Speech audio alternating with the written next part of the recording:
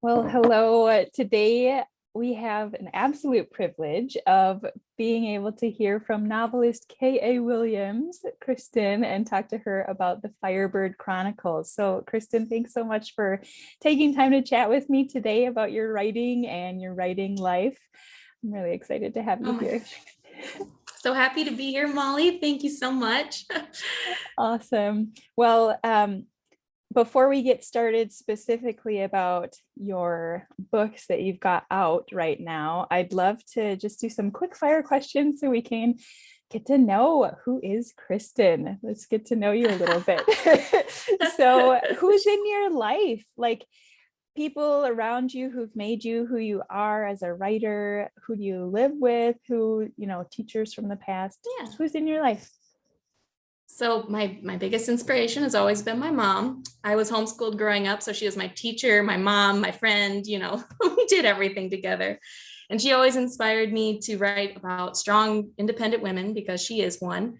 And then my dad, the same thing, like he's, well, not in strong, independent women, but he was always so supportive and so helpful. And so I live on my own in a little cabin in the forest with all of my little animals.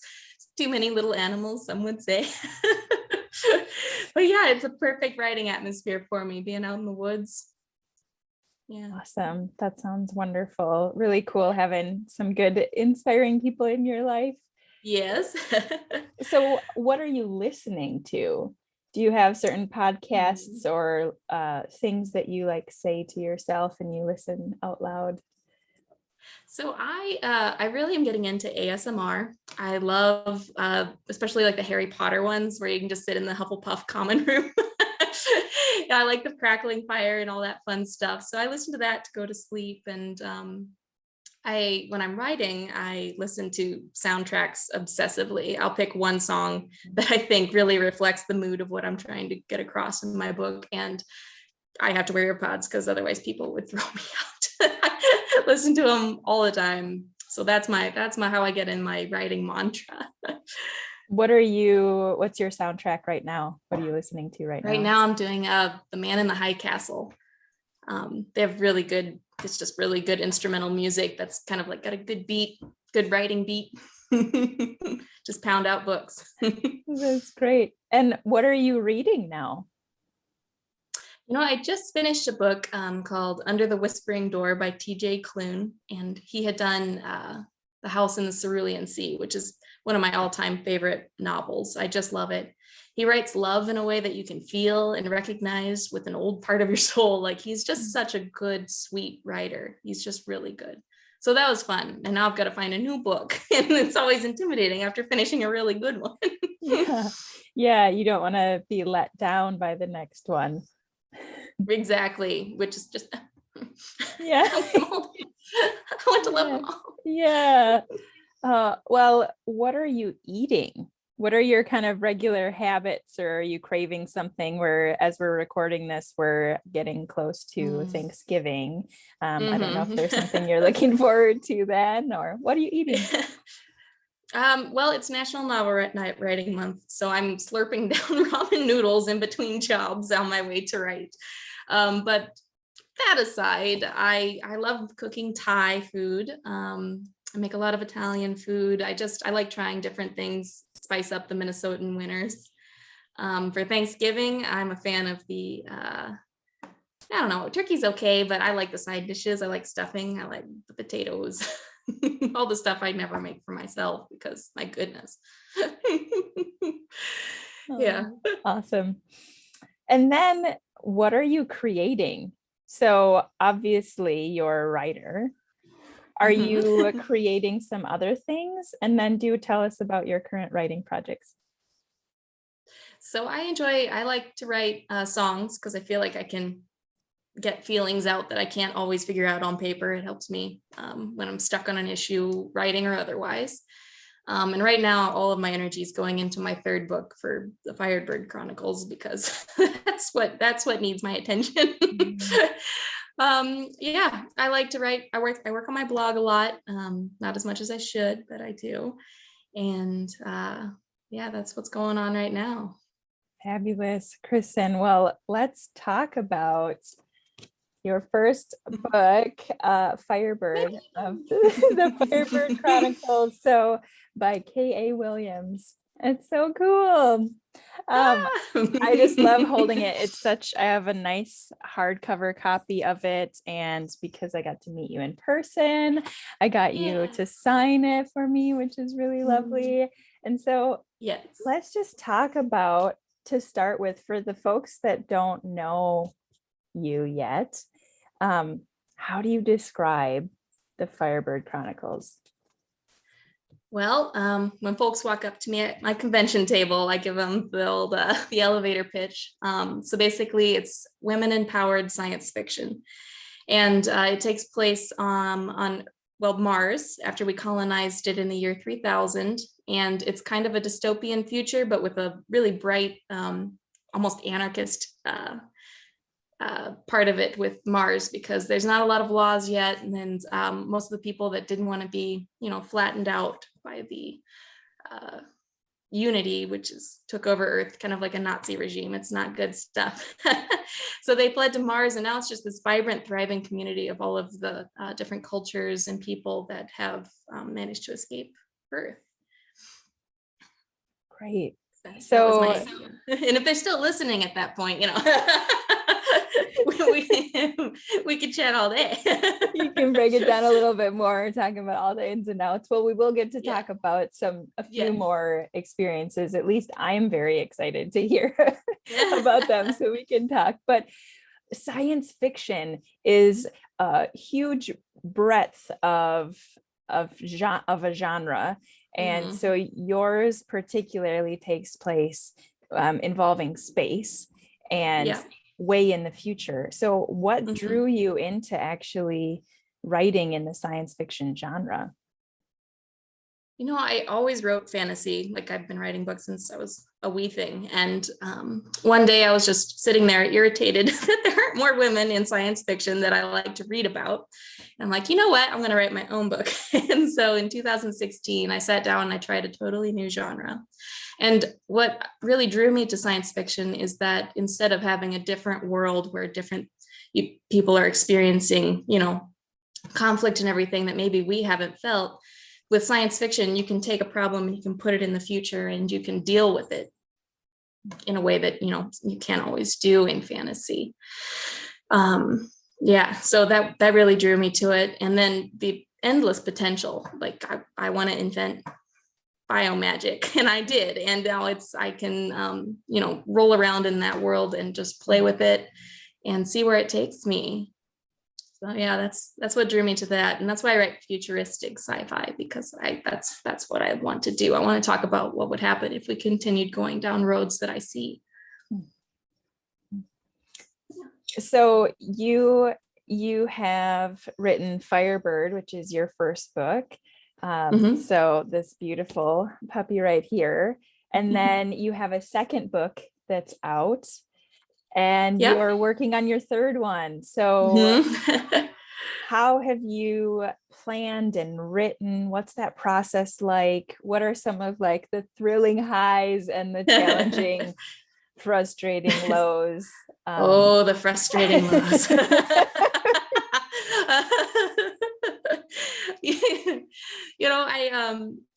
What I do is, when I'm telecommuting or when I'm actually commuting, or when I'm just out for a walk in the woods, I'm always thinking about these characters and putting them in different situations. And so for me, finding the first thread of a story is really exciting, and I like to just jump in. And it's not always where the book begins. It isn't even always good, but it always goes somewhere, because you want to make these connections in your mind. You want to make these stories.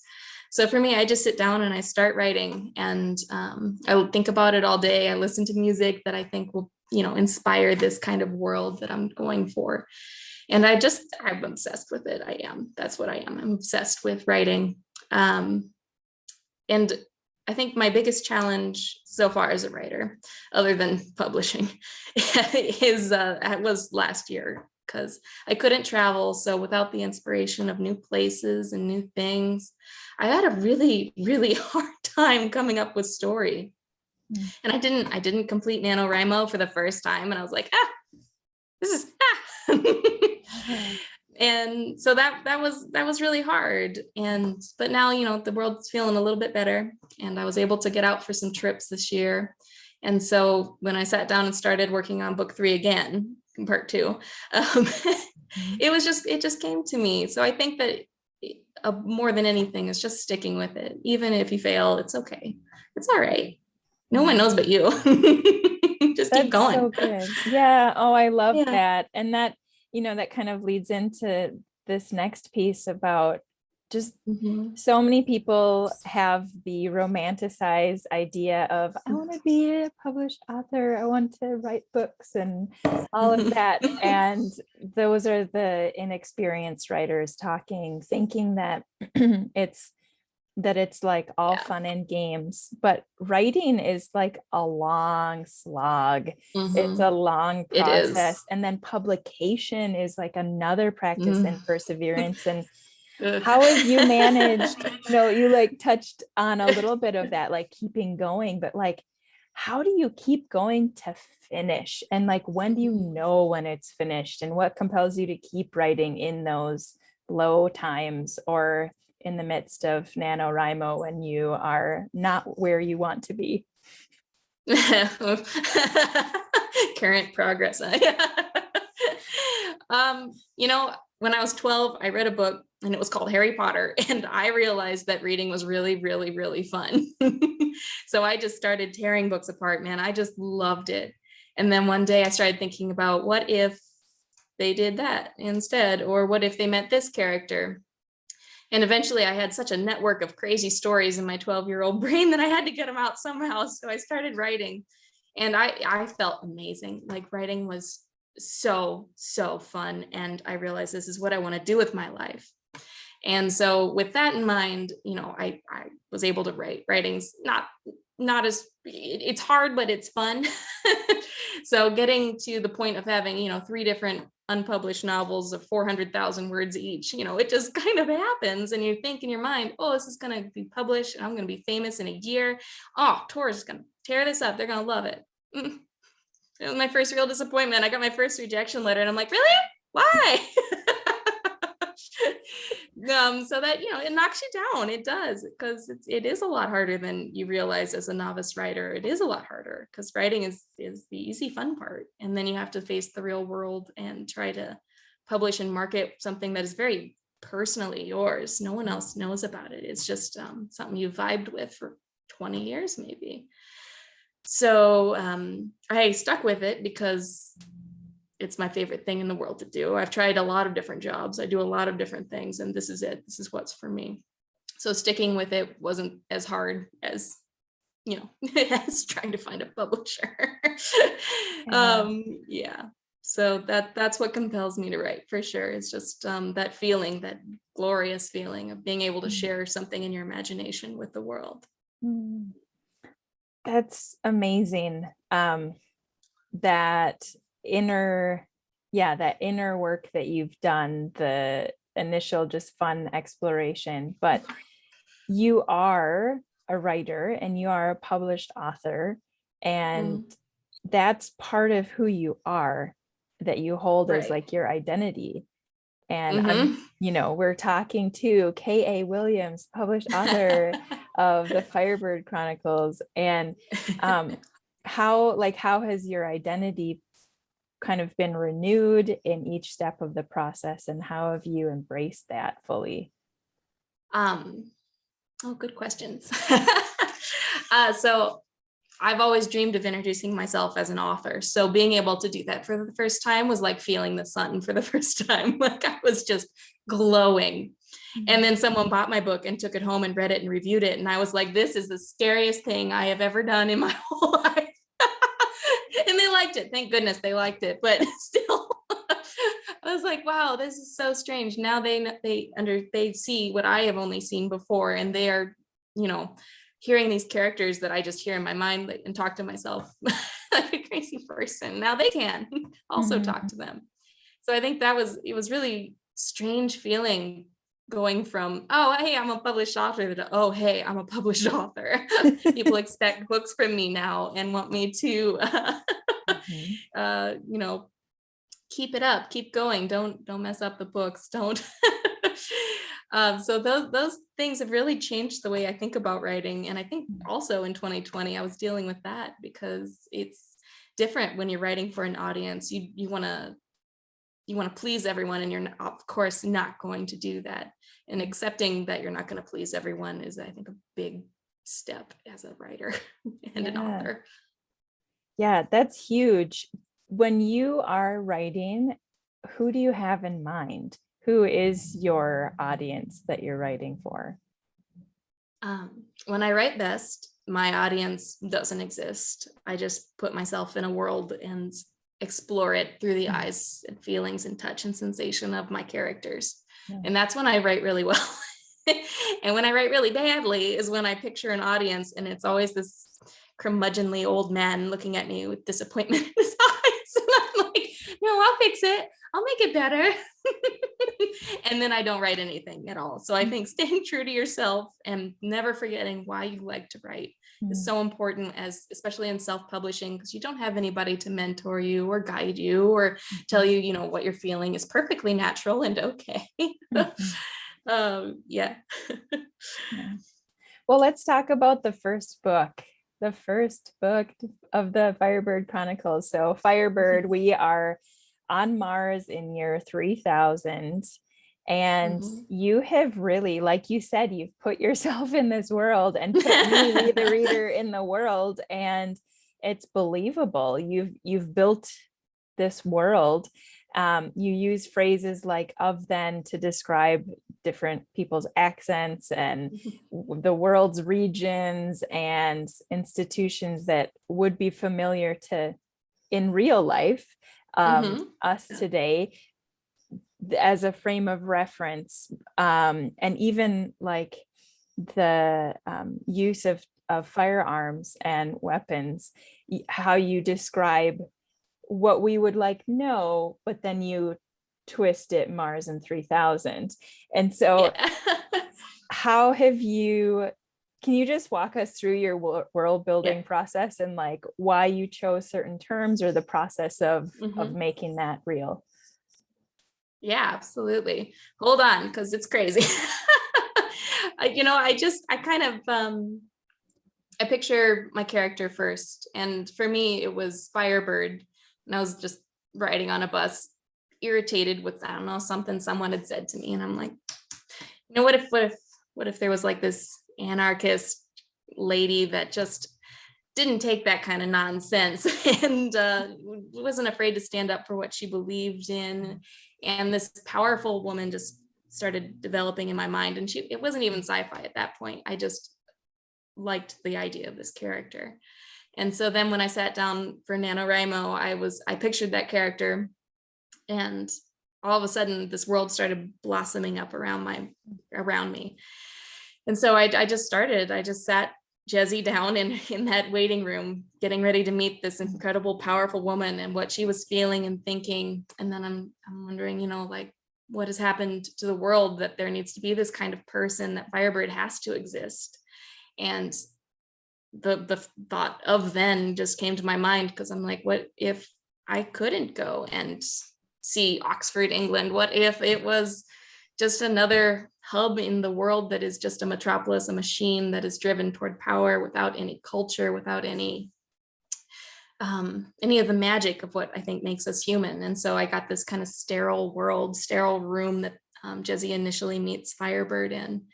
And so yeah, I find my character, and then I just put them in a situation and see what they do. And in this instance, Jezzy jumps out a window with Firebird and goes to Mars.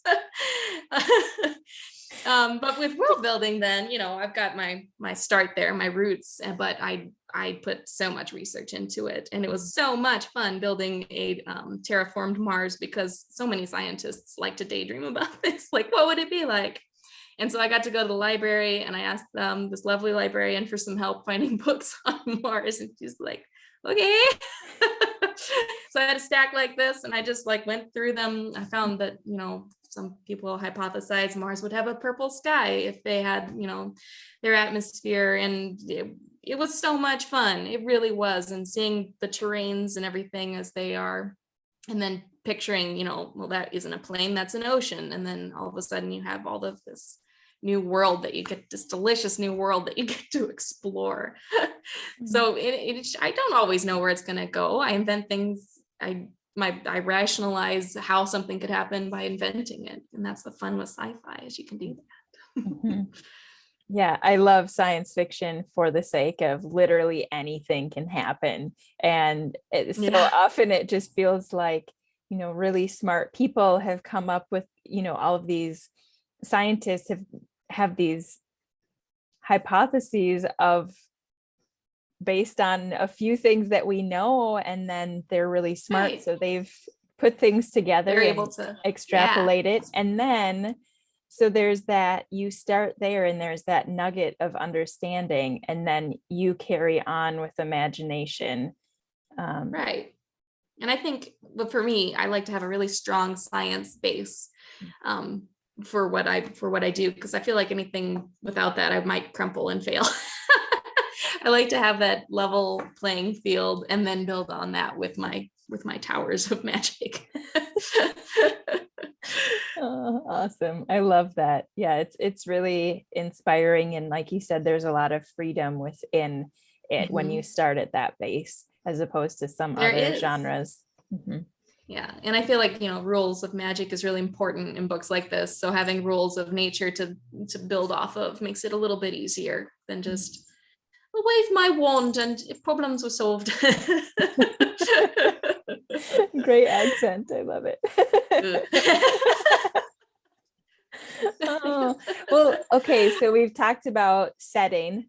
We've talked about the world of that you've built, and then characters. Like you said, you started with Firebird as the character, and then plopped Jezzy in there. Like, where did she come from? Why an all-female cast? I know that you mentioned you kind of hadn't read many all-female casts, but there are a couple of males in this book, which I found really, really noticeable when they were there. And that was such an interesting experience. So talk about the all-female cast, and then really about like developing the characters. Like, what was the process of that? Did you know fully who Firebird would be? Did you know fully who Jezzy would be? How much was discovery writing? And yeah. Yeah, almost all of it. Jezzy, well, I don't want to give spoilers. So they all developed in ways I didn't expect, and I surprised myself. And then I'm like, "Are you sure, Brain?" And Brain's like, "Yeah, man, do it." But I went with the all-female cast because there isn't much science fiction with all-female casts and all-female heroes and villains. And when I was growing up, I didn't like reading, and I hate this, I didn't like reading about female protagonists. I thought that it was an annoying thing. And it took me way too long to realize, no, it's not annoying that they're female. It's annoying that they're written flat and boring and nitpicky. So I'm like, well, if I ever write a book, I'm going to fix that. So I tried. I'm like, no, we're just going to do female heroes. We're going to do a female protagonist, and males can be in there, but this isn't their story. This is our story. Yeah. And Jezzy, she changed so much from when I started writing her. She was just, going to interview Firebird, and I wanted to see where that took me. And oh my goodness, it took me all over the place, out of this world, really. And it's always interesting to me to hear who my reader's favorite is. And almost without exception, it's Ron Morinson, which makes me happy because she's probably one of my favorites. But just her personality is based on a couple of people that really motivated me and inspired me as a kid. And so it was fun to put them together in this character. And so then I like to follow, if follow my characters, like if they're walking down a hallway being shifty in the night, I like to follow them because I don't always know what they're gonna do. My brain doesn't know either. It just makes it up as it goes along. And sometimes it's really good. And sometimes, I think you're just having fun now. So yeah, I believe that there are some really good science fiction books out there with really good female characters, but I want there to be more. So that's why. Amazing. Amazing. So for some writers, when they put a story together, their focus is on character and who this person is and all of the thoughts that they have and why they are like that. And for others, it's the story itself that's driven through the plot and wanting to experience this experience over time. Some obviously is a mixture of both, but would you say that you lean in the character driven or plot driven camp more, and why?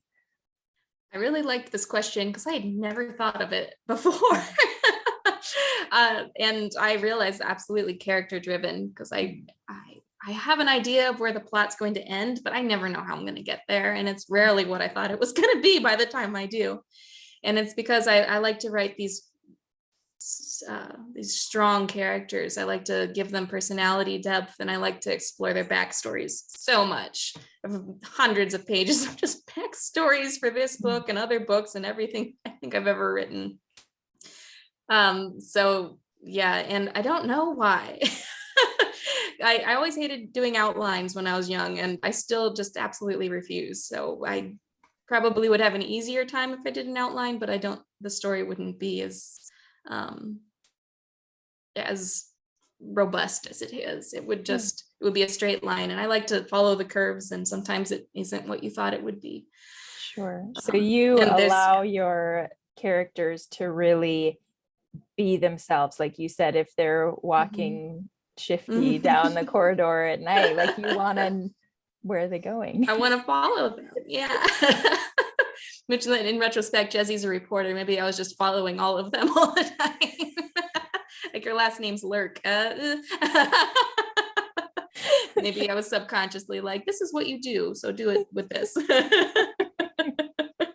Yeah, I think that writing backstories for characters is really important, because you get to feel them instead of just seeing them and hearing them. When you're trying to think of story, you feel them. And so when you start writing a difficult part of your plot, or they have to make a tough decision, you just know what they'll do. You don't have to sit down and be like, oh my gosh, which sometimes you still do. You don't always have to sit down and say, oh my gosh, what am I going to do? You instinctively, as that character, know what they would do.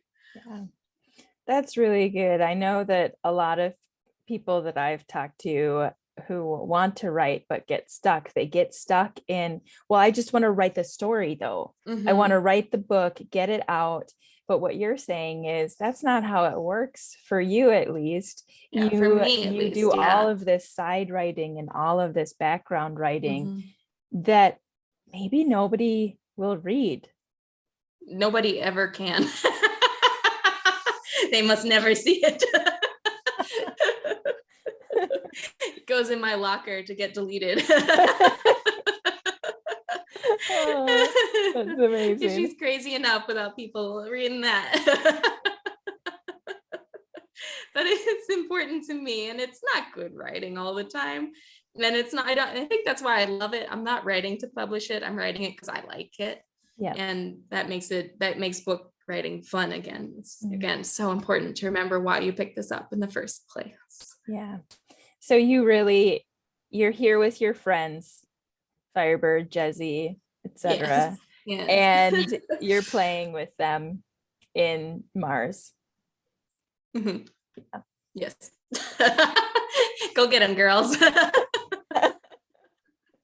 That's great.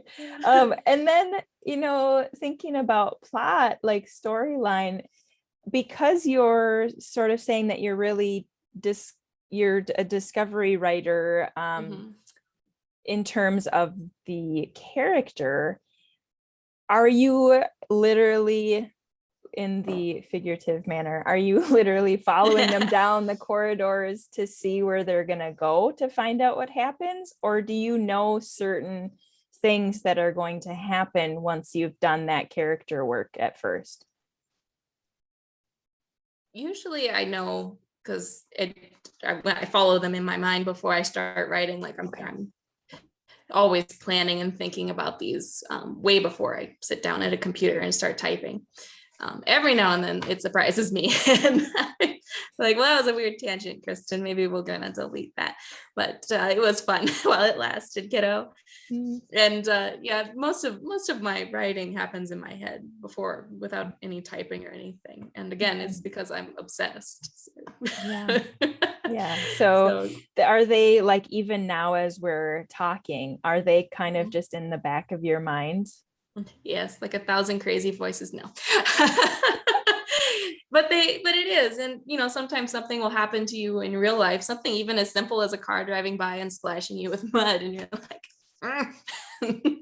and you explore the potential of what your character might do, or maybe it inspires you for a conflict that arises, and then you get to sit down with that idea in mind and put the character there, and then follow that new tangent. Yeah. Awesome. So you've got 2 books that are done and dusted out there. People are reading them. Talk us through the process of when you knew that your story was ready. And then I'd love to hear that revision and editing process. That's like this. It can be really messy. And then, like, yes. I know that you had an editor that you worked with as well. So talk about how she stepped in and what that role was like too. Sure. So this was definitely a hard part for me, because I am very controlling with my books. And for the first 22 years of my life, I didn't let a soul read them. I mean, my mom and dad begged me. I'm like, no, get out of my room.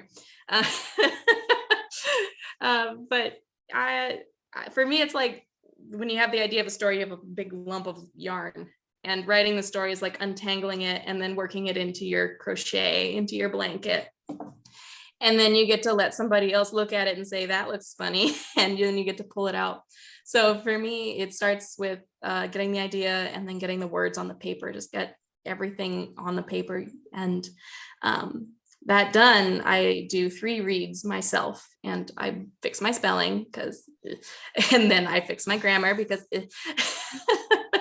and then I get rid of a lot of the swear words, because I get angry when I write and real jazzed up.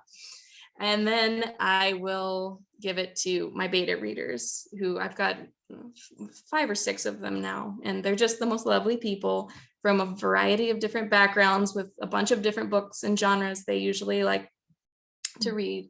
So they give me a lot of new ideas and a lot of new input. And 2 of them are English majors. So they help me fix the rest of the spelling that I messed up and the rest of the weird grammar mistakes. And then I get it back and I do another read, and then it goes to Taylor, my editor, who does a fine comb through and looks for all of the other problems. And once that's done, I do my last read. And at this point, I'm just real tired. I want to just write new stories. I don't want to do this anymore, but it's really important. And I then get to do the fun thing as a self-published author of formatting it for publication, which is just, oh my goodness, those people, bless them. I really need to find someone to help me do this. But I do it. I find my way through it. And I only publish a book a year or every other year. So I have to relearn each time how to get it uploaded and how to format everything. And then once that's done, I get to do my cover art. Because again, control freak with my stories, I like to do my own cover art. And I always have a very specific idea of what it's going to look like. And I'm my own worst critic. So it takes me a while. And then I get to format that. And then finally, I get to click the let's see the sample copy button on Ingram Spark, the company I use. And that first time that you open that box and you pick up that book, oh my goodness, it's like a child, it's like a beautiful baby. So that's fun. It. That's the whole whirlwind. That's so fun. Yeah. And it's, condensed into 30 seconds and it's a long time, that process really is. It is. Lots of back and forth. I mean, I can write a book in a month, no problem. Vicky, I can write a book in a month, no problem. But it takes me, a good year and a half to publish it. So that's where the year and a half goes. So you had mentioned earlier about getting that first rejection letter when you were reaching out to go a traditional route of publication. And at some point you decided to self-publish. So I'd love to hear your decision making in that, and what you learned kind of at each stage of the process. Like, I'd love to even hear like why you decided which fonts that you used on the inside of the book, like why that, and and why, yeah, the decisions that you made about the colors of the books as well. And I'd love to talk about that. So the first time I sent a letter to an editor, guy was 12, and they were like, "Who are you? We don't publish fantasy." But that doesn't count, so we'll just skip over that part. So then I went to college and I traveled and I wrote this 400,000 word epic fantasy saga.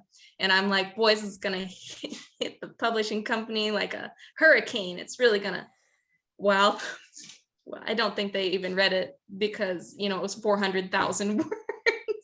No one's gonna take a risk like that on a unpublished author. So I got that rejection letter, took that, and I just I think that in the long run of things, it made me a much better writer because it taught me, you know, you need your beta readers, you need people to edit it.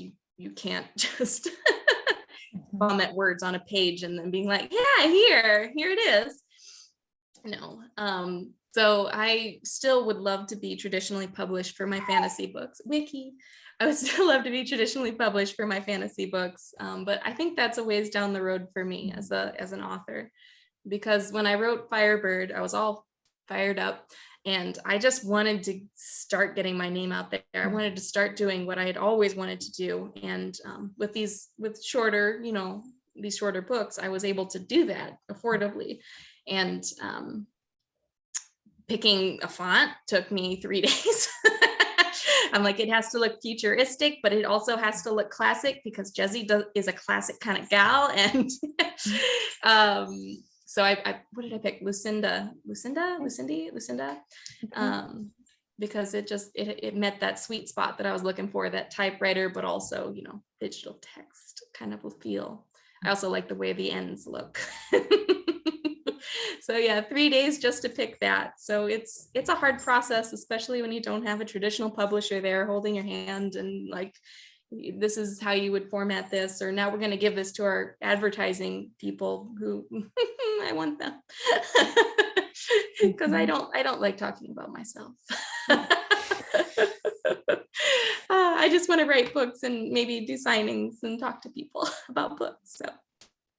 But, you know, being self-published in its own way is really rewarding because this is all me. This cover, everything, I was in my control and I have complete say over it. And it's like owning my own well, it is owning my own business. So that is just really exciting.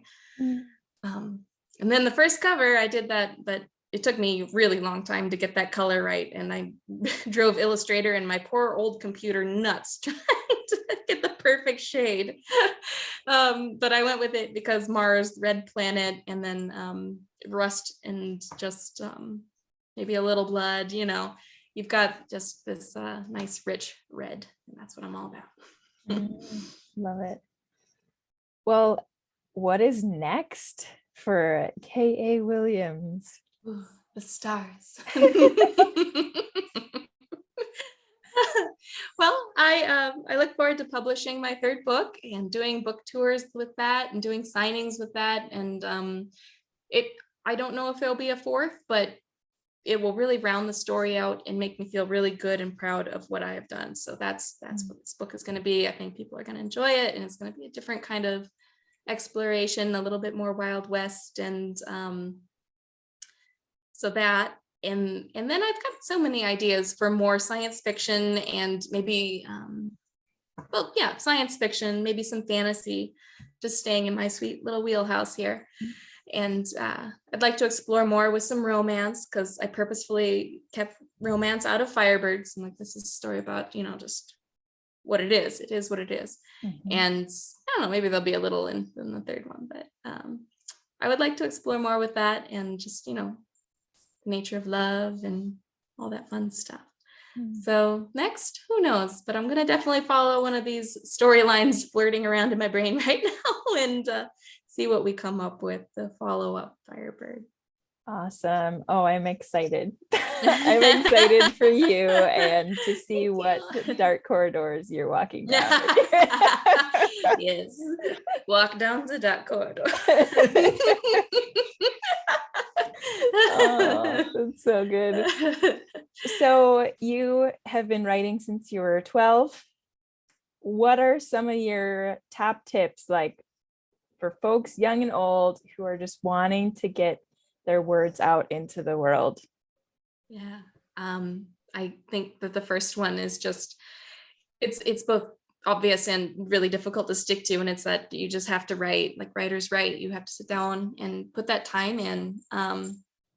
And I know sometimes it sucks. You don't want to do it. Sometimes it really sucks. And writer's block is something that you hit, and then you have to crawl over it. And what you write on those days isn't always going to be good, but it's just important to get that routine down, because once you do that, when you finish work, you're not just thinking, oh my gosh, pizza and beer and just, watching a movie. This is all I want to do. Your brain's already thinking creatively. It's getting into that creative routine that eventually is going to lead you to where you want to go. So the first tip I have is to write. And then my second one that really helped me get my stuff out there was looking up my favorite authors and reading their blogs, because it's different from reading their books. They haven't been edited. This is just them venting or talking, and realizing that my favorite authors who have characters that I fell in love with, authors that inspire me to this day, like they were over there struggling with the same thing I was struggling with. And it made me feel so good to know they also feel bad. Awesome. It was so helpful. And if I'm going to recommend one, it would be Patrick Rothfuss's blog, because he started writing it when he was first published, and so he worked through all of these problems with people understanding your world now and coming back to you not only with knowing it but also criticizing it, and you're like, but and so that was just, it was a really big thing for helping me stay encouraged in my writing process and publication. And then the last one is to read, because I think that exploring new worlds creatively gets your mind really going and really flourishing in these new ideas for magic. And it just inspires you to want to put your own characters in your own place and follow them and see what happens with them, because reading, so important. Read. I've noticed that when I go through my whatever little blotches of life, depressed or whatever, and I don't read, I also never want to write. And I think that the two are very related with both mindset and getting out of the mindset. Those are my top 3. Awesome. I love those. So write regularly, read blogs of the authors that inspire you, and then read their books and read widely. Keep writing, keep reading. Keep breathing. That's great. Just keep swimming. Yes.